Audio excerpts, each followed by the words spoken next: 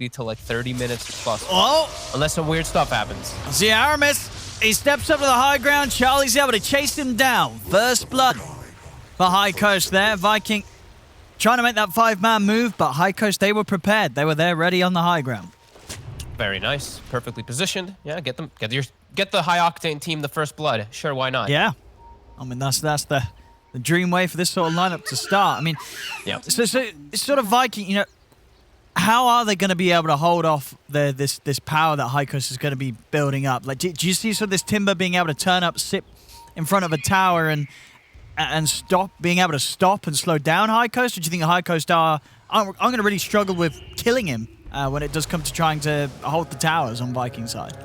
I think Storm was a decent solution to give them a little bit more damage because besides the Storm, their damage was pretty much 0 to actually kill that Timber when he set up around these towers. So, I mean, Viking, they could be able to defend them if they do set up properly. Toby has to be prepared already, like, sat up on these towers. Then they need to have either the Puck and Grimstroke setting up and just spamming because Timber, he parks himself, but he doesn't clear the wave so fast. They can still kill it with all these summons. They're going to need a nice joint effort to be able to stop these huge pushes that are going to come because High Coast, they're going to group. It's going to be a very group-heavy game from them. I like that they didn't put themselves fully locked into this situation, though, where you're stuck in a position where, oh my god, we didn't push and end the game at 20 minutes, we lose the game. They can also scale. So I don't want to just set this up as... No, yeah, because I was going to ask. Over. Yeah, how Jug and Storm can scale quite nicely this game, too. If they get too far ahead, then they're going to just be able to deal with everything that Viking has, even if it gets to later stages, because the Jug can go back for Battle Fury, Storm can be a bit greedy, so there is a bit of push and pull there that they can work with. I mean, because that is the thing. Do you think this Jug... You know, Charlie, will he build like the Battle Fury anyway, or you think when you have this sort of draft, he's not gonna go for that? He is gonna try and build these items that are gonna enable him getting fighting, maybe go the Maelstrom route. Honestly, after watching the way that OG does it, like that bot's minus when you can take advantage of push. Like, it's clowny, but especially with this lineup where Healing Ward's gonna be so good, I could see him, if he wanted to go that route, he could go something greedy. That seems to just be a very mid-one thing, but hey. Do think there's a possibility for it for him as we see some creep manipulation up top. Both are trying to equal out the lane positioning because they can't kill Toby. It's a Chen. If they had a different support, they could kill him maybe once or twice, but with the Chen, it's really hard. As soon as Toby hits 3, the Jug's not enough. Yeah, for sure. I mean, he's just going to be so incredibly safe up here on the Timber Saw. Yeah. You know, it's not like Supreme's going to be making any early moves up top, so no real threat of being ganked. And look at what Aramis did. I haven't seen this in some time. So there was a time actually at TI where teams were doing this a lot. You pull these triple melee creeps and you keep them. You don't take the whole wave. You only kill your range creep. So he's now done, I think he did it the first wave too, but now this wave he did do it, kills his range creep, and now this is going to mess up that whole creep equilibrium. So Toby gets a lot up top and they deny a significant amount out of this. I have not seen this done in a very long time. It's a really tough thing to make work every time is you have to pull it perfectly into your range creep. But yeah, it's... shows that he's working on it. See, mate. We'll come over to mess around with that. Did you say that? But he got it on the range creep again. Look, that range creep. Look, they're dancing between who wants to get the deny. Zibe, can't get the last hit. Gets the deny. Lane's going to push into Toby's favor. Very happy Timbersaw and an unhappy Charlie. No, absolutely. Yeah, these range creeps been taken away from him. It's going to add up. I mean, it was... who did it so consistent. Someone did it very consistently. I think it was at TI. I can't remember off the top of my head, but it was a common thing that we started seeing a lot, and we're like, oh my god, that is some big brain stuff. Just pulling it onto that range creep. Seems small, but very impactful. Oh, we're looking elsewhere on the lanes. Pretty close, really, to start with. Mid lane, Boom, 18 for 2. Supreme, he's 15 for 3, but he's got these creeps coming in, so pretty much an even matchup so far in the mid.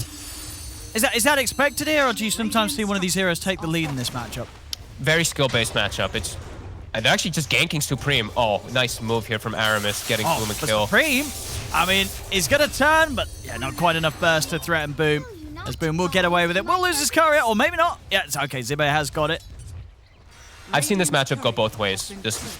It really is just as like who gets like the better setups for last, better blocks, better small things coming in. The Puck lately, I think Puck is a little bit easier to make work, but I have seen Storms win this matchup too. So nice move from Aramis though, and they did a good job of like pushing the lane in really hard so they can go for that dive play. That's the thing that Puck can always do versus Storms. And now Ruin is being secured as well by 2 supports from Viking. But Era actually does guard it off and block away that Grimstroke from getting it, so Supreme will freely fill the bottle. And has a way to play around silence, at least, with that illusion rune. Yeah, that might actually save him, especially if Aramis was going to look to try and swing mid and set up to him once again.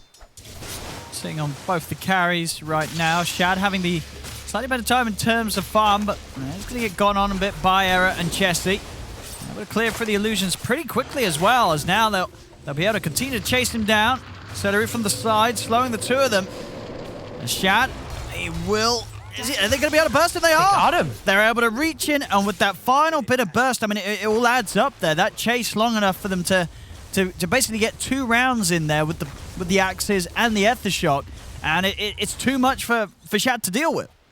And I was going to point this out too, that I'm so happy Chessie went for the build. Rather than going for Inner Beast, Yeah. Sure, your right clicks are weaker, but your axes are magical. You're playing into a high armor hero like Naga Siren. Magical axes, get 2 stacks of them when he's too far up. That's exactly what gets him a kill. Big props to Chessie for going this build. Don't see it. We see it a little bit more often lately, but yeah, when you're playing versus those high armor heroes, people remember magical axes for quite some time now. Stupendous. Top, Charlie still continuing to struggle up here, and Toby is getting kind of close to the 6. They're actually going to be able to bully him a little bit. Should be fine with his wand charges. Oh, gets the Actually courier. Himself a courier. Right. All right. And yeah, Toby's not going to quite be able to finish off the kill. Charlie has 6 but charges. Jibe could die here. There's an Orb of Venom. They're just right-clicking, chasing him. Oh, but the stun misses. I mean, And he's healing himself up. He's still dead. The Troll Priest. He is The still small dead. He heals. does indeed try his best to keep himself alive. It's cute. He's mana burning them. Look, he's mana burning Toby and healing himself up. It was a nice attempt. And maybe Charlie can get a return kill. I mean, Close. he doesn't want to go looking. Bottom lane, Shad. He's in with the illusions this time around. Chessie unable to clear them out. And boom, gets himself the haste rune top, gets a lucky spawn, and Shadow Shaman was checking bottom rune. That's why they went aggressive onto the Beastmaster. And boom, gets the rune anyway. So all 3 lanes looking pretty good right now for Viking. Toby will be able to Timber Chain away from the Jug. Yeah, doing a good job. The Beastmaster, they did get the 1 kill on that Naga Siren, but we do see Shad is still absolutely getting, for the most part, free farm down here, and he is slowing down Chessie more than the Timber Star is being slowed down on the opposite end. Timber can't be pressured in the lane. And Boom's actually getting active, so it looks like they want to try to make a move top. Charlie's going to get the early spin off, and that means no spin for when Boom's here. Oh, and indeed, Boom just turns Dreamcaller down. He's got the Omni Slash, and they're coming in with a zip. They're actually to get the setup as well. Boom's going to get dragged back. Supreme saving the day. Oh, baby. I mean, what a move there to counteract what looked to be a smooth play from Viking. Down bottom, Era, he's turning on a Stellar. He's able to get the kill with the help of Chessie. Axes come back out. Era and Chessie are going to be fine. It is 3 heroes dying on Viking across the map. I mean, yeah, that top lane move there, no hesitation for Supreme to turn up. You couldn't say anything better. Like, that was just absolutely perfect the way they did it. Charlie with the Omni saving himself up, and he's safe to stay up here too, is the important thing. He's been restored up too from that creep. I think Supreme maybe gave him like a bottle charge or something too, because he has a lot of mana I didn't actually see. But yeah, Charlie now gets to stay up here, and they kill the Timber. They slow him down finally. We'll see it again here. I mean, it does start, as you say, it's like, all right, there's no spin. This looks pretty good here. They're going to be able to kill the Jug, but as soon as they go on the Jug, that TP's coming in. He gets that Omni Slash. I mean, he's only just hit the 6 as well, so a brilliant time for him to have that, and Supreme, perfectly done. Target to target, controls and takes down the 2 of them.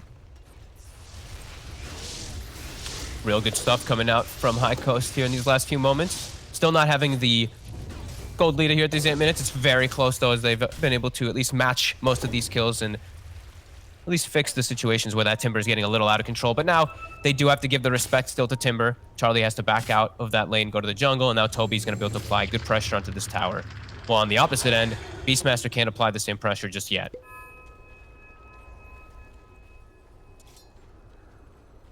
Dire's top tower is under attack. See if we can catch Celery. If he shows his face. Charlie will just spin down the wave top, just not that nice wave clear. Boom, still looking to think. He's still thinking about making some move toward top, it seems. He has a DD in his bottle.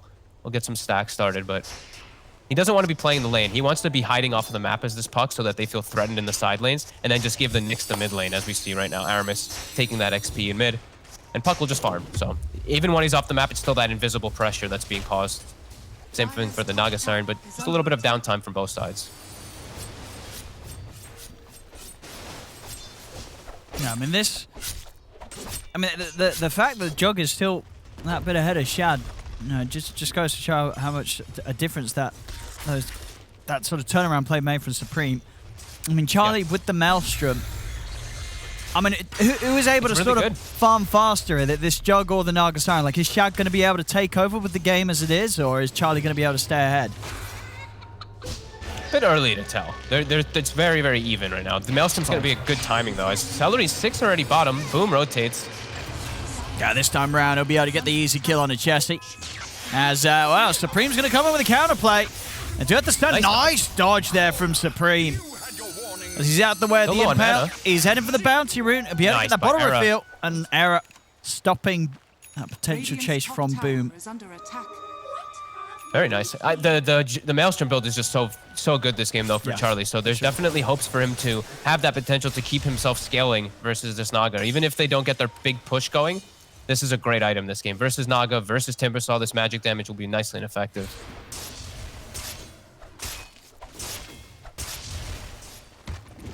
Still very close here early on. I mean, what sort of timing do you expect we'll see High Coast start to group up and go? Like, is there some sort of big item or?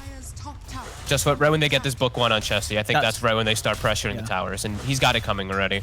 I think you have to start, even though you're feeling comfortable with the game, you want to start kicking up the pace, because that's what your draft does. You have Shadow Shaman, Beastmaster, Chen. You really want to start forcing these towers to get this advantage. Because the other team, you know, the opposing team, Viking, they don't have tower hitters. They have a Timbersaw. Oh, Charlie! kind of count as one now. They bought him. All right. He ran straight towards them there. I think... Okay. I guess he felt that he would get the chance to play aggressive into them. Maybe didn't expect quite as many of them to be hidden in the trees as there was. But that's a disaster. It did make for quite a funny looking situation there as Charlie runs into his death. It's right before the book, I think, was even summoned too or something like that. I was just a little bit too ahead of time. And Viking, they're going to punish more. Yep, Dream Code out. Mistakes, High Coast. On the side, in they go. Good stun hold for 2 of them off to the side. Mech will be popped. Eric gets the Hex off Supreme. He's coming in with the control. Roar as well. So they'll take down Aramis. See if they can find anything more. But Toby's already out to the high ground with the chain, and they've got no further catch. Oh my, they clear up the book and several of the Chen summons, though, from Toby. And the important thing is that they completely stopped this tower push. It's only at half HP. That was one of the bigger pushes that High Coast does in the early game, and it's just completely stopped. Naga Siren's getting free farm. Bit concerned here for High Coast if they don't make the push happen perfectly the next time. Viking GG's is getting way more out of the map, and they're taking top tower and they're defending their tower when they're playing versus the Chen Beastmaster Shadow Shaman lineup. So it's a testament of its own. Yeah, they can't afford to mess up one of those pushes up again. And we'll see when they go for it. It really hurts Charlie too. Any downtime when he's dead, Naga Siren just skyrockets past him. So Charlie has to be very careful. I mean, yeah, that's the thing as well. Yeah, dying before he even had the Maelstrom done. Yeah. They can't make this. They can't make any more mistakes. Really, it feels like these pushes have to go the right way, or the threat's going to start being there. That looming threat of Naga Siren, where you don't have the tools to deal with it as well. Sure, you have the Jug going Maelstrom, but the rest of your lineup does not address these illusions. And Aramis, he has a Meteor Hammer already somehow done. Dire are scanning. They do get the scan. Charlie seeming to know something's up.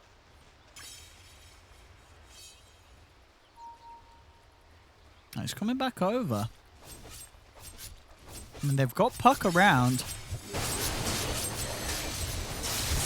Looks like they're not going to try anything on him though. No, Aramis might just give him like a poke and run maybe or something like that. But I think he knows that there's some help at the side. Now they're going to actually smoke to try to find Aramis. He's this invisible annoyingness though. He's setting up on Charlie. He is, but Supreme instantly onto the back line. Straight away on a Boom with the silence. Error steps forward with a Hex onto Aramis, as they were indeed perfectly prepared for this, High Coast.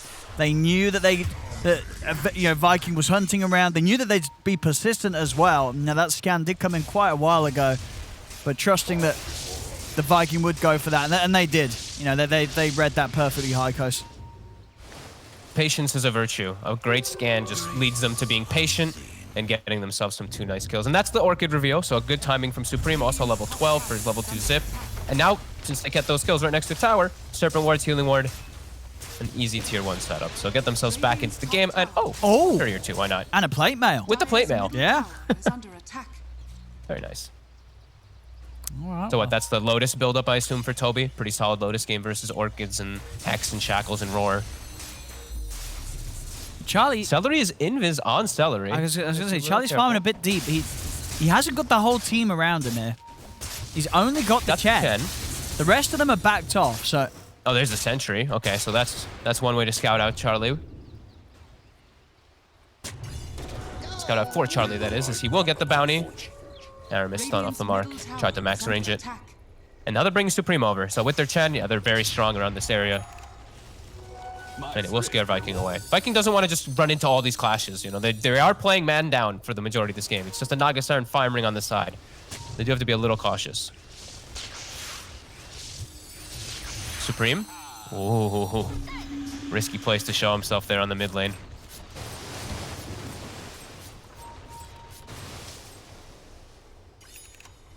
And Viking more than prepared for these pushes, though. They see it start to be kind of telegraphed. They bring all the spammers out to the mid lane. Grimstroke, Nyx, Puck all set up in the area, while the Timbersaw deals with the opposing push on the other side with a TP at the ready. Trying to keep the catapult alive, Charlie. We'll start tanking the tower for a moment.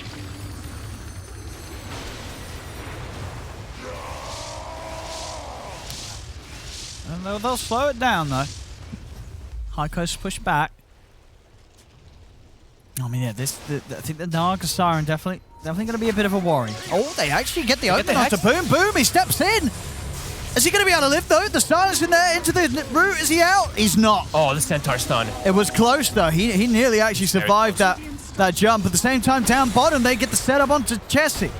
Might be able to find something in return. No, Chessie's able to turn, pop the Roar. Chessie's going to live.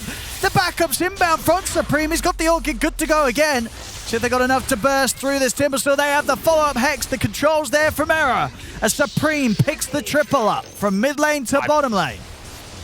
Definitely tip Supreme. He is carrying the hell out of this game right now. 7-1-3. Every rotation he's done has been pretty much successful, and he always gets the right heroes. And again, right in front of a tower, Error can just drop the wards. Yeah, this Supreme is... he ate his Wheaties as well this morning. It seems like he's really killing it. No, he's popping off right now. He's got a Yules already. So he's got now ways to deal with these times. Yeah, he's massive. I mean, like, they do need to get objectives, but at the same time, as you say, Storm, Jug, late game, they're going to be pretty strong, especially if this Storm's having such a good game as he is. Supreme's doing fine. This guy's going to be ready to carry at any stage if he keeps up this level of performance.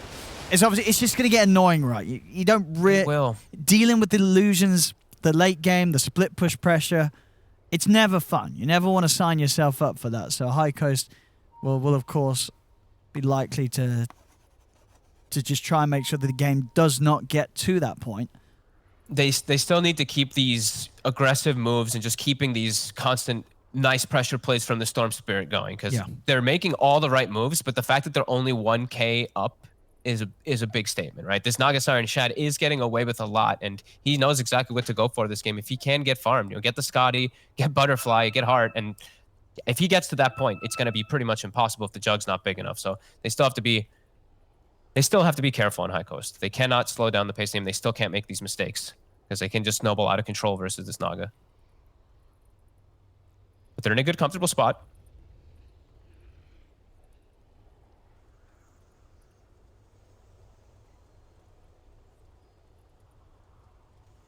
Yeah, let's see. I mean,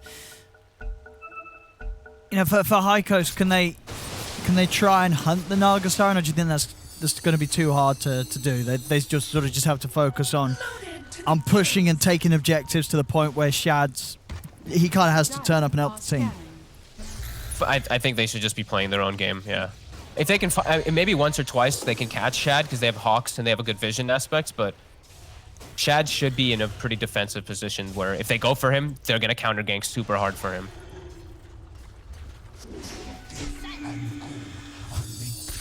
Just boom. He's got his Witchblade, so he's got good damage as well with the Fairy Trinket. He doesn't have protection, and we're seeing that being quite a big problem. The Storm Supreme is just focus firing this puck in every single one of these engagements. Yeah. Now they have a Lotus, so now they will have a way to at least remove that silence. Toby does have that at the ready. Yeah, for sure. I think he's going to be throwing that down on Boom every time. Yep. The D-Ward's coming out from the Book 3. Toby trying to clean up that Book 3, but instead gonna get a lot of his mana maybe taken away.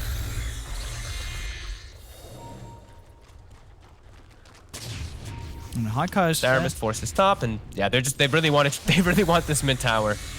Yeah, so they can start getting access maybe into the triangle. Radiant structures are fortified. Yeah, this time around they should be able to finish it. Dire's top tower. Question is if they want to try and jump in for any kills or just let it be. Toby will get the deny. So something taken away.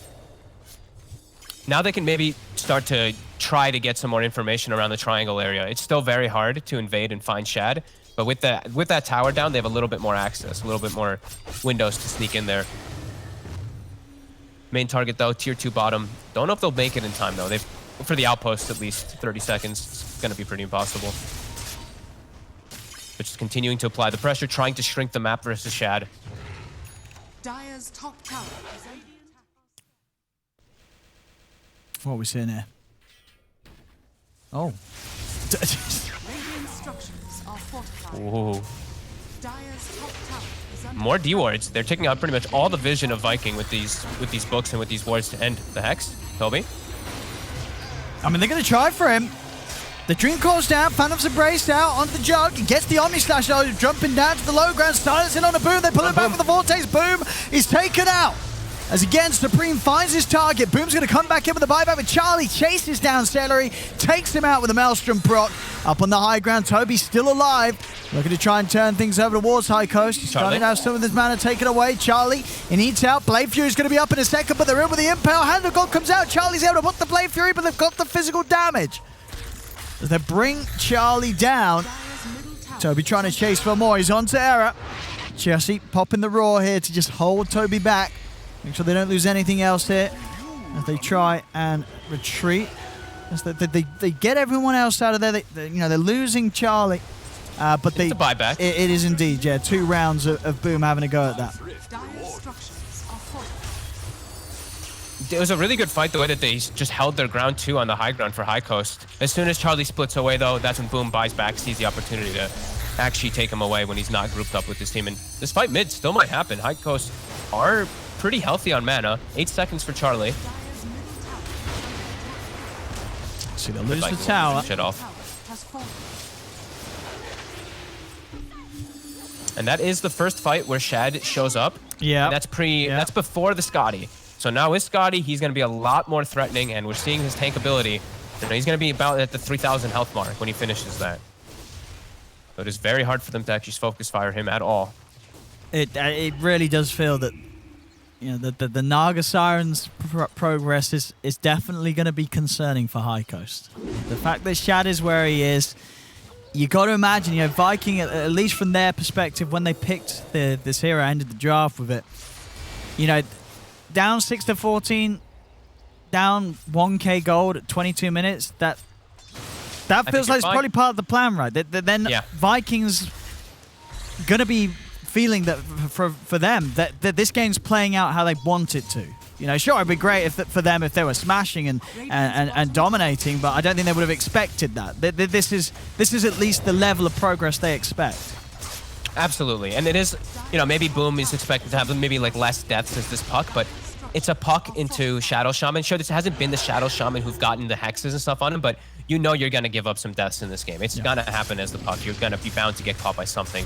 As High Coast, they're committing forward here. Here we go. Wards are being cleared out. All these illusions, quickly clean them up. High Coast backing away after they forced everybody back into the base. Well, they did a fair bit of damage to the tier 3, but yeah, as soon as Shad turns up now, they have to back off completely. We will see Charlie trying to do his best to deal with the illusions, going full in on the Mjolnir after the Manta's done. He has to be the one to fully address it, because like Boom, he has some amounts of magic damage, but this Naga sign will become overwhelming very quickly for them to actually deal with. Even like it's just crazy how easily he's able to deal with the summons and everything too. The Serpent Ward's dying 2 hits. It's not extra hits. The books, he kills him. Who cares? Last Will kills one of his illusions. Whatever. He gets 200 gold for it. It really feels like a very good solution. And High Coast, they're still trying to force the issue though. They don't want to give this Viking draft any more time. They do. It feels like they do have to close it out pretty soon, or it's gonna get kind of scary for them. Well, you can definitely feel that as well. They're standing right outside the base of Viking, ready to go in again. Trying going on to Toby, but he's tanky. He's out to the side, can't quite commit with the barrage. The Lotus Sword prevails. He's Supreme getting the jumping onto Shad. But Boom's turned up. Dreamcore's down onto the 2 of them. Charlie's going to snap it. Here's the healing ward out. It's going to be fine. Chesney trying to walk back, and he gets the roar onto the target. He's found Boom. Supreme will zip in for this to finish off the kill. They've got the lockdown, but the song's coming into play. Charlie trying to chase him with the Blade Fury, but can't quite finish off Aramis. The zips in, Supreme, he'll finish off the kill. Get Aramis, they're coming in with the slash, but it's onto the illusions. As Shad's able to make it away, but it might not matter. Supreme. As they've found the 3 kills, they're onto the racks. They don't need to kill Shad here. They get pretty much everybody else. And that will allow them to take what they came for. 24 minutes, taking the racks down. High Coast plan, it's working out. This is exactly what they needed to achieve, and they're doing it. Yeah, and it's like Viking, they were only slightly behind, but High Coast, they understand this point where they can actually persist forward. And Boom, he has no ways to protect himself. Still a ways away from the Yules.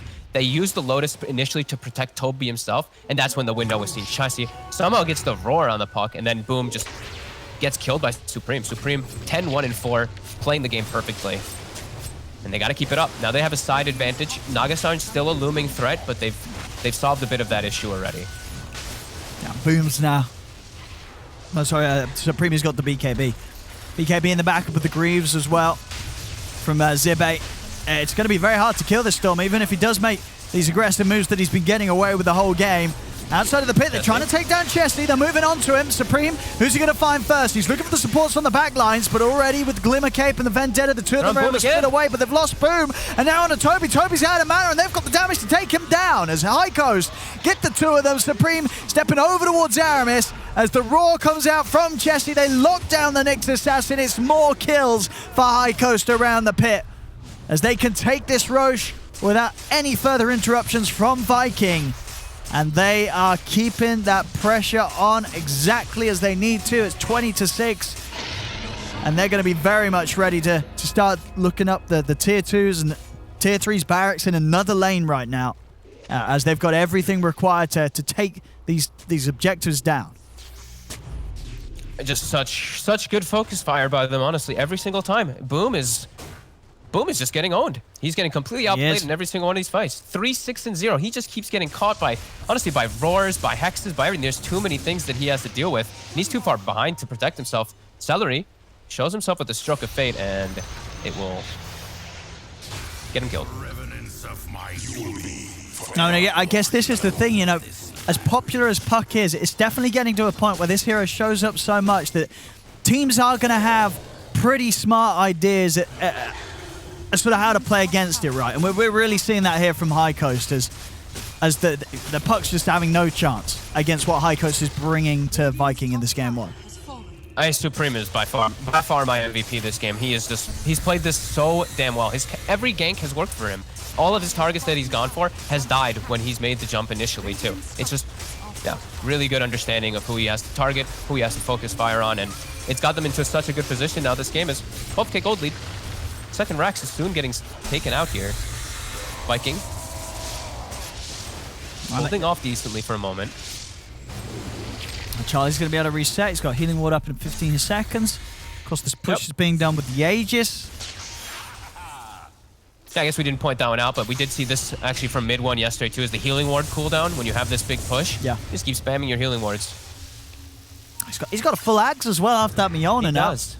Yeah, absolutely. I actually was surprised he didn't pick up the shard, but it doesn't feel like he needs it as they're mostly just playing around siege. And hey, they don't need to kill the Naga Siren if they're just taking out the buildings and killing everyone else. I mean, that's really what's happening. You know, Charlie's just stepping up. He's hitting the tower. He's not too fussed about the other heroes. I mean, he'll jump in on them when they sees an opportunity and Chessie's able to find a roar. But other than that, he's happy to just walk up and continue to take down these objectives, and they'll get it. Tier 3's gone. And Viking just not able to do much at all in terms of pushing them back. No, they can't take advantage of whenever Charlie's healing ward is down, because look, it's back up again. As soon as he does back up, it'll reset, and then they can go and start knocking again. They have to try to find the backlines or something, as they're just gradually losing their base. So Vikings need to find some type of sneaky approach here.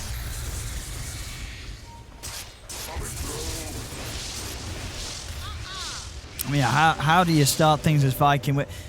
We're yet to really see them use the song to set anything up aggressively. Is it just too hard to do that? Do you just not have the best follow-up? They don't have the best. They have okay with like Meteor Hammer on the Nyx, but it's not then it's not you doing the synergy with it, so it's a lot harder to time it perfectly. Puck Coil is a little weird, a little iffy to actually get it set up after it. You know, it's not Enigma Black Hole. It's not Disruptability. It's not Ice Path. It's much harder. Oh, they're in. There's the jump. They're going to look around and the back lines. He's out with the Glimmer Cape. Supreme coming in with the BKB. The Slash is coming out, and the Omni Slash is taking down Toby. Charlie, he gets the kill. Toby has to buy back straight away.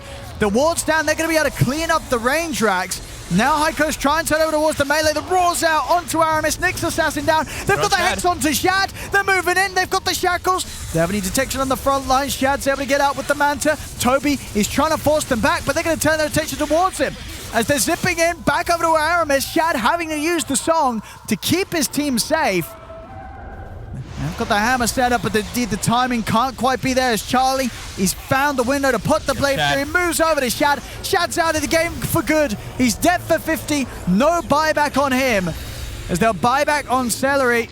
They're trying to do their best to push them away, but the top racks have been taken out. 26-6, 21k lead here.